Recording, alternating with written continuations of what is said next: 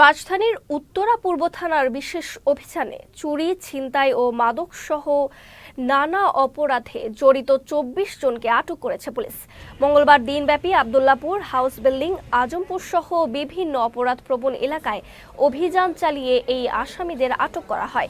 উত্তরা পূর্ব থানার officer in charge Mohammad Golam Mostafa জানান, মাদক ব্যবসা, চুরি, ছিনতাই সহ বিভিন্ন অপরাধের সঙ্গে সম্পৃক্ত থাকায় ২৪ জন যুবককে আটক করা হয়েছে। পরে তাদের মধ্যে ১০ জনকে ১৫ থেকে ২৫ দিনের জেল এবং বাকি ১৪ জনকে ২৫,২০০ টাকা জরিমানা করা হয়। এদিকে উত্তরা এলাকায় অপরাধ দমনে পুলিশের বিশেষ কয়েকটি টহল টিম নিয়মিত কাজ করে যাচ্ছে। ঊর্ধ্বতন কর্তৃপক্ষের নির্দেশনা মোতাবেক আমরা এখানে কাজ করেছি, বিভিন্ন ছিনতাইকারী গ্রেপ্তার করেছি, তারপরে প্রিভেন্টিভ অ্যাকশন যেটা বলে সেগুলো নিয়েছি, তারপর মাদক সেবী, মাদক গ্রহণ যারা করে সেগুলোকে আমরা আটক করেছি। যেমন আজকেও আমাদের বিভিন্ন অপরাধের সঙ্গে জড়িত থাকায় আমরা আপনার ২৪ জনকে ভ্রাম্যমাণ আদালতের মাধ্যমে সাজা প্রদান করেছি।